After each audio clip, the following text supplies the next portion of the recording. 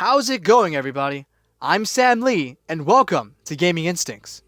Today, we're going to be discussing what sort of expectations we have in mind for the upcoming PlayStation 5 event. Sony's event was scheduled for June 4th, but has been postponed to June 11th at 4 p.m. Eastern. They plan to show off multiple PS5 titles in development with an emphasis on games running in real time on the hardware. How many games are planned, along with the distribution between first and third parties, remains to be seen. The event is a games-only showcase, with the hardware reveal and pricing set for a later date. Given this, it's time to speculate what Sony might have up its sleeve. Console launches are exciting, because they're a chance to ditch aging hardware, propelling new tech to the forefront. Epic Games has already shown a glimpse of this with its Unreal Engine 5 tech demo, indicating the visual quality consumers should expect on 9th-gen systems. The Unreal Engine 4 PS4 tech demo was impressive in early 2013, before the console's launch. By 2015, however, Quantum Break and Uncharted 4: A Thief's End set new standards for real-time console rendering. By 2016 onward, nearly every major release this gen had far exceeded that Unreal Engine 4 tech demo. PlayStation 5 games will surpass the Unreal 5 demo's rendering quality, with Sony exclusives as the most reliable place to look. Guerrilla Games is a sure bet. The Amsterdam-based studio has a history of showcasing games prior to a Sony console's launch. Horizon Zero Dawn released 3 years ago, meaning they've had enough time in the kitchen to cook up something for the public.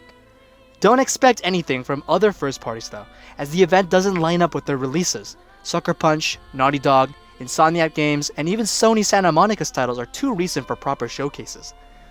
Polyphony Digital, on the other hand, has been outspoken since Gran Turismo Sport's pre-release, marketing about creating high-quality assets for next-gen iterations. Considering this along with the Gran Turismo 7 logo mock-up reveal and trademark, it's safe to say Polyphony has enough work to put into PlayStation 5 to show something.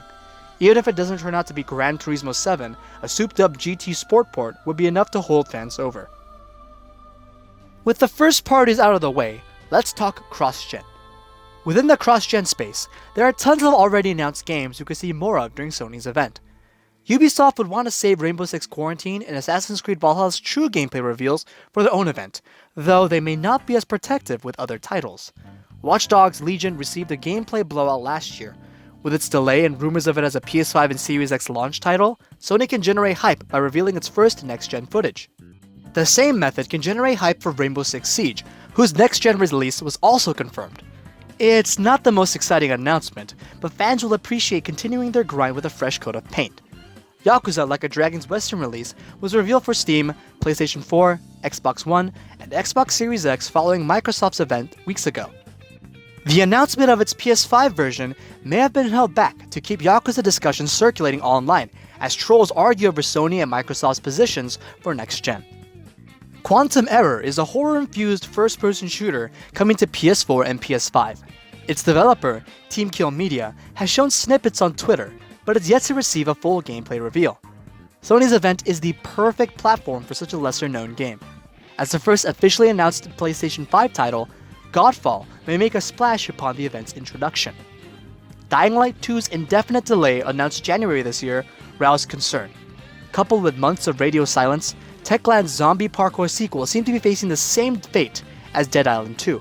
However, they refuted claims of development woes. An Escapist magazine interview with Techland PR manager Ola Sandej and lead game designer Taimon Spectala iterated Dying Light 2 is in its final stretch of development. The news timing might align with an impending media blowout. And now, for the fun part, outlandish speculation.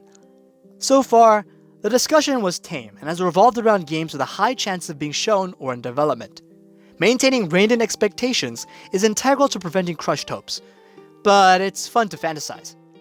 Lofty dreams keep the hype cycle churning and the hype train running. Recent rumors point to a possible PlayStation 5 exclusive Silent Hill entry. The initial rumor mill didn't generate much credence. Dead by Daylight's Silent Hill DLC, though, has reignited the conversation. Considering Konami's mishandling of the franchise, now seems an odd time to reintroduce it. Skipping a generation has worked in its favor though, as the system's capabilities including hardware-accelerated ray tracing and Unreal Engine 5's real-time global illumination make it the perfect generation for crafting spooky atmosphere.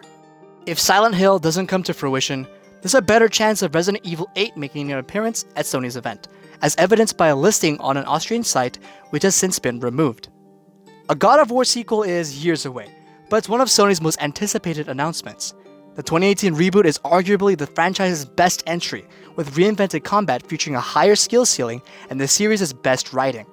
Sony's Santa Monica's technical prowess rivals Naughty Dog and Guerrilla Games, opening many possibilities for a PS5 God of War entry.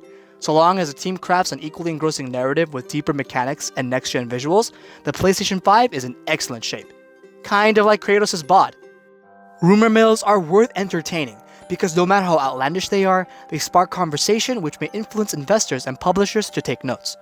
Few big-budget projects are willed into existence with no preconceived market audience. The remakes of Final Fantasy VII and Resident Evil 2 and 3 may have never occurred were it not for the years of fan fervor.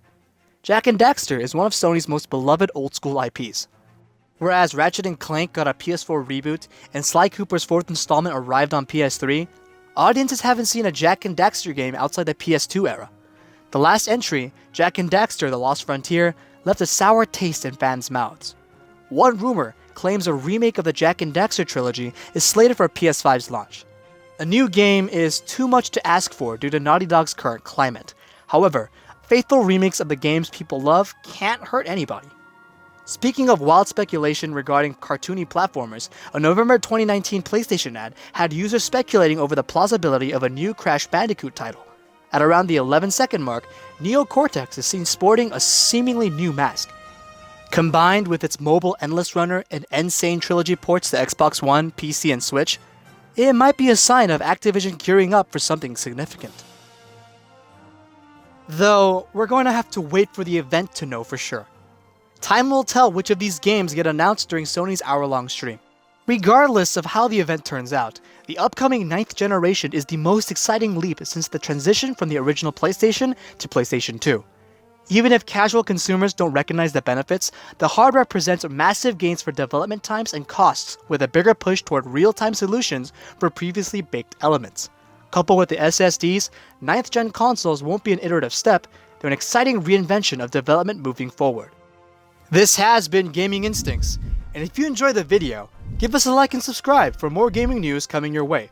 Maybe even share the video with your friend or coworker, or maybe even your dog. With that said, we'll catch you later, everyone.